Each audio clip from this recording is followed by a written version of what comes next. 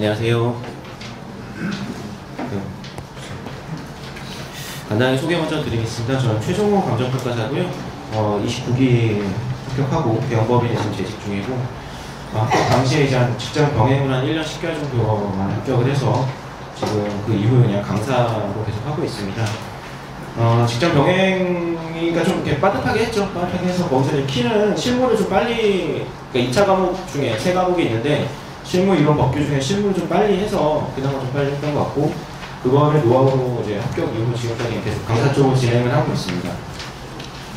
일단 뭐 과목 간단하게 소개해드리면, 일단 뭐 감정평가라는 것 자체가 이렇게 생소하실 텐데, 사실 일단 감정평가라는 건 그 자체는 되게 단순합니다. 그래서 그냥 물건이 있으면 그게 얼마짜리다라는 얘기를 보고서로 그냥 써서 그 보고서를 제출하면 저희가 이제 돈을 받는 거죠. 그래서 그게 얼마다라는 건데, 그냥 갑자기 생뚱맞게 뭐가 얼마짜리라고 얘기를 할 수는 없으니까 거기에 정해진 규정과 방법을 통해서 금액을 산출하면 되는 거고, 이 실무 과목이라는 거는 별거 없이 그 실제 감정평가 과정을 잘 서술하실 수 있느냐, 어차피 저희 업이 자체가 보고서를 쓰는 작업이니까 그 서술로서 그 보고서를 약식으로 풀어낼 수 있느냐, 그걸 보는 게 이제 실무 과목이에요. 그래서 그 과정이 적법하고 논리적인가, 그거를 보는 정도의 시험이라고 생각하시면 됩니다.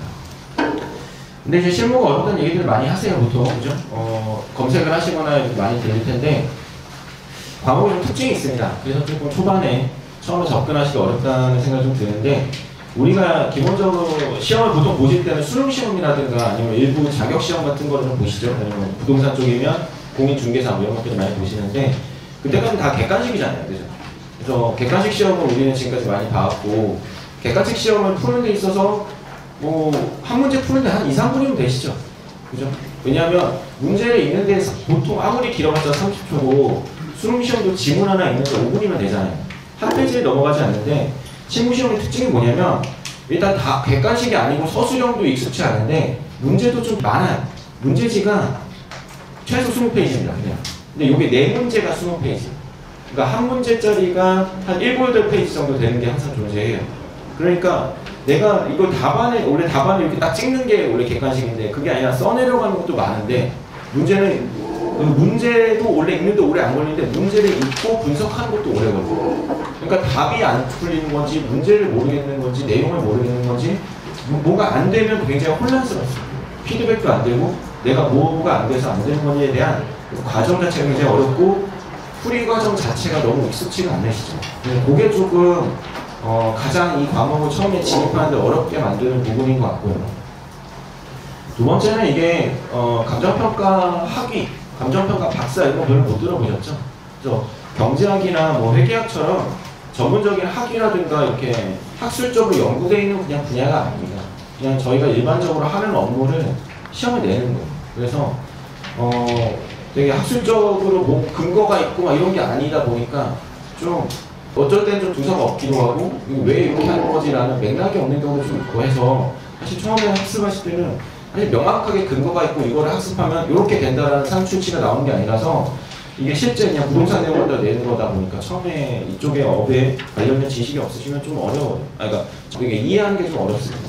그런 부분들이 뭐랄까 이 과목을 좀 어렵게 하는데, 일단 뭐 기존 공부 방법들이 좀 잘못된 거를 얘기하기 전에 앞서서, 그러면 저는 뭐 이렇게 머리가 좋아가지고 갑자기 뭐 원래 제가 처음에 뭐 이 시험에 들어올 때만 해도 이 시험에 대한 얘기는 직접 병행은 없었어요. 그냥 다 전업이었고, 그다음에 기본 한 4년에서 5년 정도를 공부해야 된다는 게 그냥 기본 지론이었어요. 제가 처음에 이 시험을 시작할 때만 해도. 그럼 제가 뭐 되게 머리가 좋아가지고 나는 할 수 있어 그래가지고 뭐 시험에 들어왔냐? 그건 아니에요. 그냥 제가 뭐 서울대 생도 아니고 그냥 급해서 필요해서 그냥 했습니다. 그 당시 필요해서 했는데, 하다 보니까 하면 되겠지라는 생각이 아무 생각 없이 했는데, 해보니까 나름대로 시험이 좀 특징이 있었어요. 그 당시 제가 생각했을 때는 우리 시험이 2차 시험, 이 과목만 말고 전체 세 과목을 다 합쳐가지고 강의 분량으로 한 6개월 정도면 끝납니다. 사실 많지 않아요. 6개월 정도 분량으로 끝나고, 이거를 뭐 직장을 병행하더라도 한 1년 조금 더 주면은 내가 전체적으로 소화가 되겠다라는 게 그냥 제 그 당시에 판단이었어요. 강의를 딱 듣고 전체 내용을 봤을 때. 그리고 아까 특징이 뭐였냐면 시간이 굉장히 사실 부족하거든요. 시간이. 이게 100점 시험인데 100분 안에 써내려가야 되는데 거의 쉬지 않고 그냥 쭉 막히는 거 없이 딱 하면 끝나요. 시험. 자, 그래서 제가 그때 들었던 생각은 뭐냐면 이 시험은 뭐 단연차 뭐 4년 한 사람도 있고 뭐 5년 한 사람도 있어요. 굉장히 많은데 왜 그럼 키포인트가 뭘까? 단순하게 이게 시간의 문제일까라고 생각을 해보면은 저는 거기 생각 안 했던 게 뭐냐면 어차피 분량은 6개월치 공부하면 끝나요. 그죠?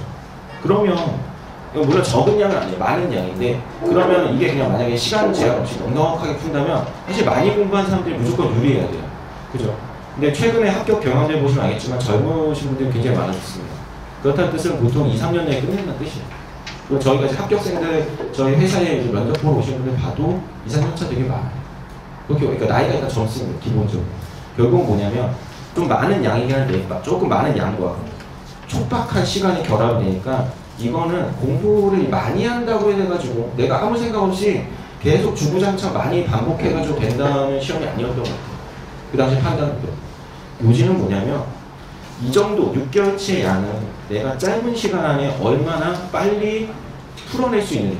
그러려면 이 양을 얼마나 내가 소화를 제대로 할 수가 있느냐가 저는 그 당시에 키포인트였다고 생각을 해요.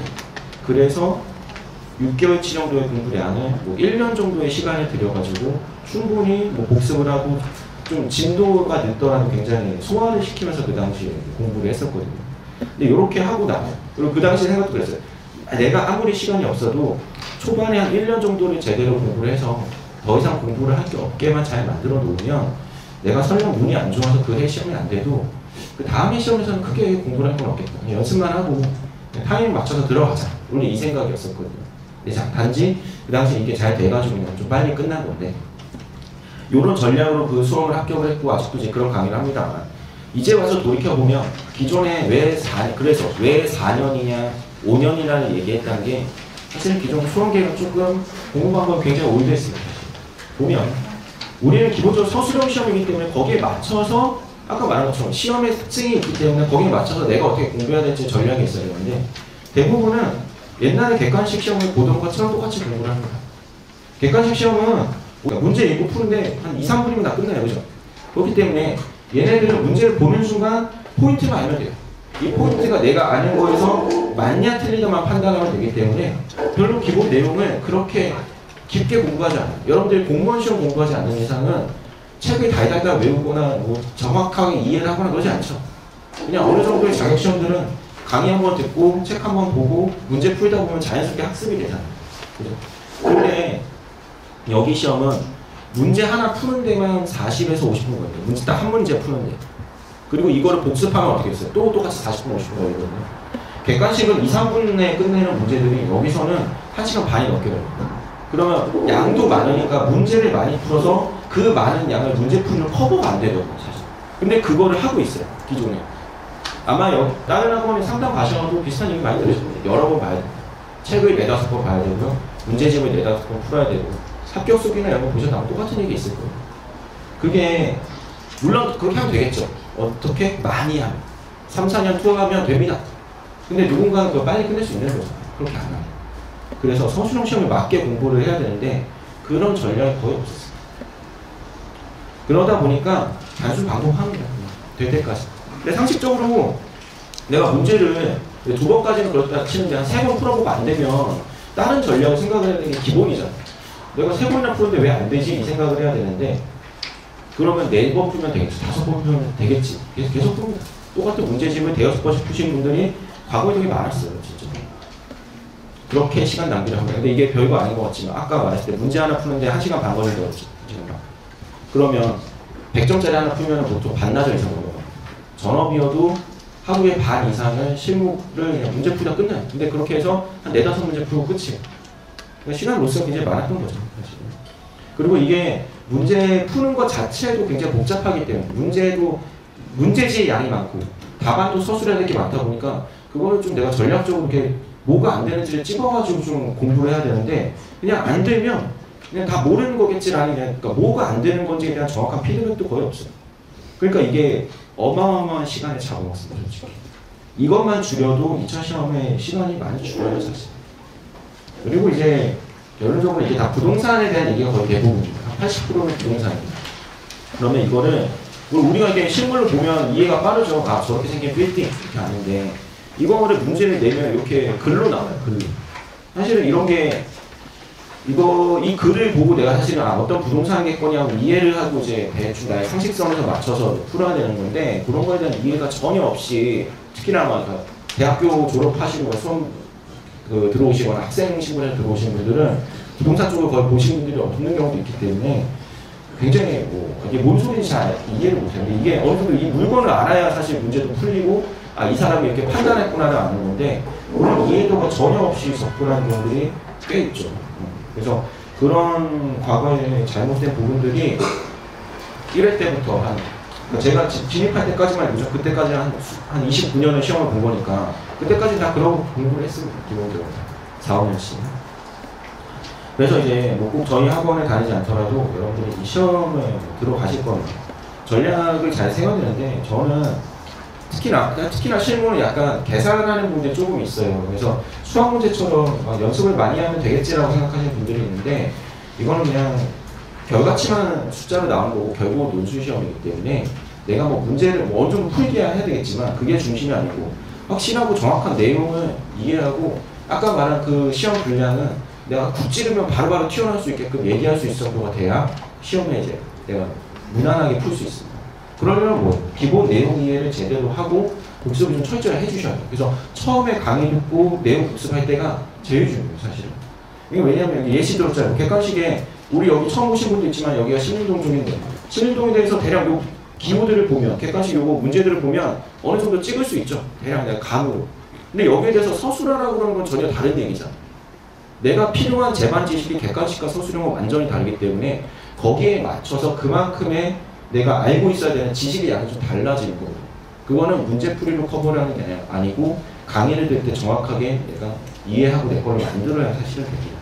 근데 사실 기존에 합격 수기부터 해가지고 기존에 궁금한 것들은 이런 내용들을 잘 얘기를 안 하는 경우들이 너무 많았었어요.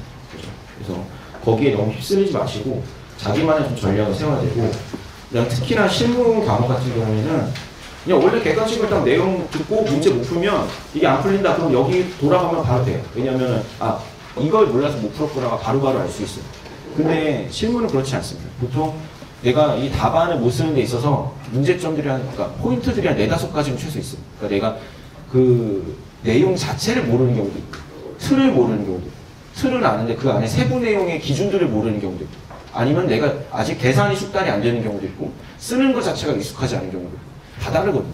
각 포인트마다 내가 지금 뭐가 부족한지를 피드백을 해서 정확하게 좀 문제를 풀어야 되는데 그런 거 고민하지 않고 그냥 왜냐면 대부분 다 뭘 해야 될지 모르거든요. 시간은 많은데 뭘 공부를 해야 될지 모르니까 중구장창 풀어보자 이런 전략으로 가면 시간 로스가 많죠. 고민을 많이 하셔서 공부를 해야 되는 뜻입니다.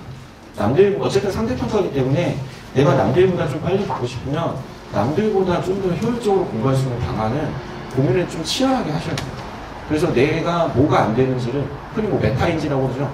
공부 방법의 기본은 내가 여기 양도 많고 쏟아내야 되는 거기 때문에 시험 자체를 내가 지금 뭘 모르고 뭐가 안 되고 어딘 돼 있고를 내 스스로 계속 파악해 가면서 부족한 부분을 채워나가는 공부라고 보시면 됩니다. 여기.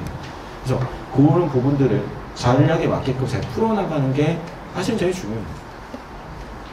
그래서 그런 어떤 공부 방법을 좀 추구하셨으면 좋겠고 저희 강의를 어쨌든 소개를 해야 되니까 저희는 그래서 대부분의 이제 학원들의 기본 강의의 어떤 틀들은 그냥 이제 기본 강의 이렇게 해가지고 한 2-3개월 전체적인 틀은 크게 다르지 않습니다. 여기다 문제풀이에다가 이게 한 2-3개월 하죠. 여기다 기출 정도 1개 정도 더 붙고 그 다음에 모의고사입니다. 한 가을부터 시험 직전까지 이렇게 더 돌아가는 게 일반적인 학원들은 그냥 커리큘럼입니다. 사실 이렇게 돌아가요. 그러면은 2-3개월 분량 대충 듣고 하고 다른 학원 다 이렇게 얘기합니다. 요거 듣고요. 잘 안 되시면 문제풀이 하다가 또 안 되시면 여기에 몇 번 더 들으세요. 이렇게 들어가요. 그냥. 그러면 처음부터 그냥 기본 강의는 대충 들으라는 게 컨셉이기 때문에 여기 한번 쭉 훑어봅니다. 훑어보고 어떻게 해요? 2-3개월이니까 문제풀이 들어갈 때 다 까먹습니다. 다 까먹고 또 듣고 될 때까지 몇 번 반복하거든요. 그러지 말고 기본적으로 아까 말한 것처럼 일단은 내용 자체를 아예 모르신 분도 있기 때문에 배경이 전체적인 이 평가를 하기 전에 앞서서 이 평가 규정들이 만들어진 컨셉과 그 컨셉이 만들어진 시장의 배경들이 있습니다. 그래서 그 제반 지식 익히시고 구체적인 내용과 그다음에 우리가 계산 부분도 좀 있기 때문에 예제 통해서 좀 숙달시킬 부분하고 그다음에 마지막으로 이제 문제풀이 통해 가지고 이거를 이제 분석하고 하는데 다만 저희는 구성 자체가 내용별로 따로따로 나눌 겁니다. 양 자체가 좀 많아서 뭐 강의가 6개월치라고 하지만 적은 양이 아니죠. 그래서 그 기간 동안에 이거를 뭐 전체 양을 싹 다 훑고 문제풀이 하는 것보다는 내용별로 나눠가지고 좀 끊는 게 편합니다. 내용별로 끊어서 각 내용에 따라 배경학습하고 내용 공부하고 문제풀이 통해서 좀 다져놓고 그 다음 내용으로 좀 넘어가는 게 이게 막 1차 시험도 중간에 준비하시는 분도 있긴 하기 때문에 진도 나가기도 좀 수월한 것 같고요. 저도 이게 수험생분들의 그 성취도 자체 측면에서도 이게 좀 좋은 것 같아요. 그래서 이렇게 저희는 강의를 계속 구성을 하고 있고요. 큰 틀에서 보면 한 4가지 스텝으로 보통 실무는 나눠져요. 그래서 여기에 잘 나누셔가지고 여러분들 진도에 맞게 학습을 하시면 되고 여기다 마지막으로 기출이랑 이제 모의고사는 별도로 그냥 진행을 하고 있습니다. 그 다음에 사실 가장 좋은 거는 결국은 이게 뭐 이게 단시간에 막 쏟아내야 된다, 뭐 양이 이거를 막 내가 이해를 잘해야 된다. 근데 결국 그것도 마지막에 문제가 안 풀리면 좀 답이 없거든요. 그럼 가장 좋은 거는 난이도 높은 걸로 내서 시험 문제보다 내가 좀 더 어렵게 연습하면 됩니다. 원래 모든 시험은 그렇죠. 그래서 저희는 항상 저희 학원 난이도가 제 자랑하는 거 별로 안 좋아해서 후배들이 가끔 저 강의 듣고 이제 저희 회사 와서 하는 거 들어보면 어렵다는 얘기들을 많이 했었어요. 그러니까 저희의 모의고사들은 제가 이제 대형법인 다니면서 강의하는 이제 진짜 2명 정도 있거든요. 딱 2명 정도 있는데 한 분은 어차피 거의 메인 강의 거의 안 하시는 것 같고 거의 저만 이제 실제 현업하면서 이제 마지막 일을 하고 있는데 그냥 저희 하던 일 가지고 문제 내면 대충 어렵고 왜냐면 어차피 평가사들의 시각이랑 다 비슷하기 때문에 그냥 내용도 어렵고 가장 이제 실제 돌아가는 내용도 가지고 되기 때문에 결국 그냥 그거 가지고 모의고사들 구성하면 대부분 시험이 다 나옵니다. 단지 저희 거보다 좀 더 쉽죠. 저희가 좀 더 어렵고요. 그래서 포인트는 하나입니다. 그냥 저희 거를 듣게 되면은 끝까지만 가시면 돼요. 중도 하차만 안 하면 과락은 안 나오죠. 절대로. 물론 다른 과목 때문에 제가 합격을 장담할 수는 없는데 끝까지 모의고사 다 푸신 분들 치고 끝까지 못 푼 사람도 없어요. 참고로 2차 과목은 한 문제만 못 풀어도 시험에 탈락하세요.